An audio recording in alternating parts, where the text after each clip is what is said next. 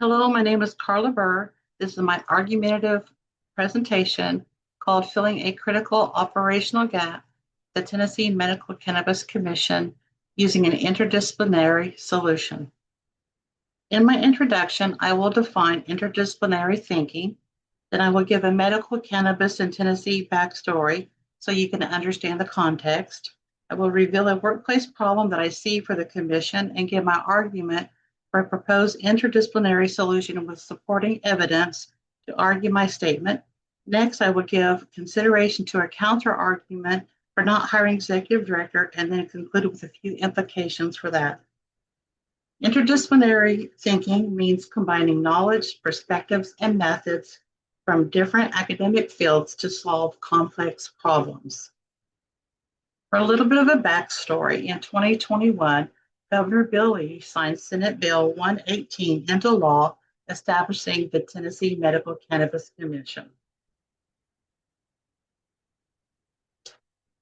The bill also mandated that the newly created commission do three things: study federal and state laws regarding medical cannabis, prepare legislation for a medical cannabis program, and appoint an executive director qualified by education and experience in the areas of public administration, public health, or law enforcement.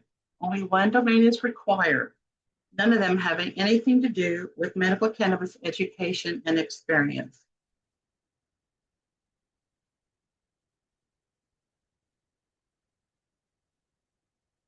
A medical cannabis program is inherently interdisciplinary, bridging diverse academic domains, intergovernmental departments, and multiple stakeholders such as regulation, agriculture, medicine, public health, licensing, compliance, revenue, and law enforcement. In 2021, the state of Tennessee listed a job posting for the executive director position on the Tennessee.gov website and LinkedIn. Several applications and resumes were received. The commission has reviewed them. They're now being stored and saved for a later time. Later that year, the commission voted to pause the formal hiring process to focus on its initial reports, opting to use an administrator and advisory attorney in the interim. As of March 2026, the commission still has no executive director. Does this lead to a workplace problem? Yes, it does. Is there an interdisciplinary solution to this problem? Yes, there is. The absence of an executive director creates a critical operational gap that prevents the Tennessee Medical Cannabis Commission from fulfilling its duties well and on time, setting back a medical cannabis program and leaving patients without safe access to regulated therapeutic cannabinoids. This critical operational gap is a complex cross-silo challenge that demands an interdisciplinary thinking solution to deliver the best program success and patient-centered outcomes. Hiring an executive director with an interdisciplinary studies degree brings a unique and strong academic fit to fill this critical operational gap. Interdisciplinary executive directors are critical when organizations bring bridges multiple sectors or require specialized knowledge alongside general management skills. Research shows that there are 12 core interdisciplinary leadership competencies.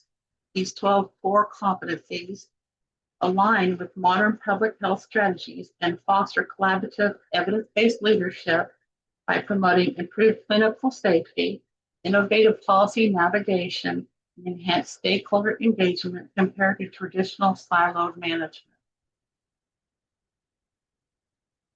A strong counter-argument against hiring an executive director is that it introduces unnecessary work for everyone and avoids the high costs associated with the hiring process as well as the director's salary, especially when administrative assistance and general counsel was provided through the state's resources. In the early stages, this made sense.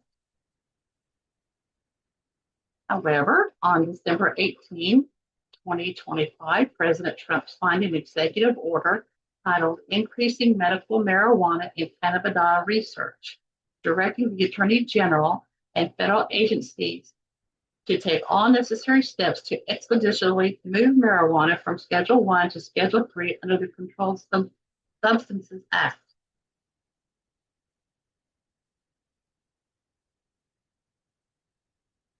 The bill establishing the commission specified that a full medical cannabis program cannot operate in Tennessee until cannabis is rescheduled from Schedule 1 to Schedule 3. As of March 2026, 40 states, along with Washington, D.C., Puerto Rico, Guam, and the U.S. Virgin Islands, have passed comprehensive laws allowing for the medicinal use of cannabis. Here in Tennessee, the legislators are waiting, the commission is waiting, and the patients are waiting. Everyone is waiting to see what happens next. Will it be rescheduled, or will it stay where it is after pushback from Big Pharma and opponents of legalization, prohibitionists, or anti-cannabis advocates?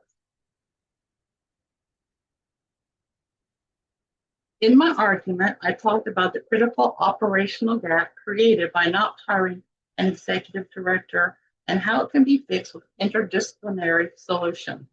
Hiring an executive director with an interdisciplinary degree and cannabis industry education brings a balanced expertise to the Tennessee Medical Cannabis Commission, enabling innovative policy making across medicine, regulation, business, and public health. Thank you for watching. I look forward to watching yours as well.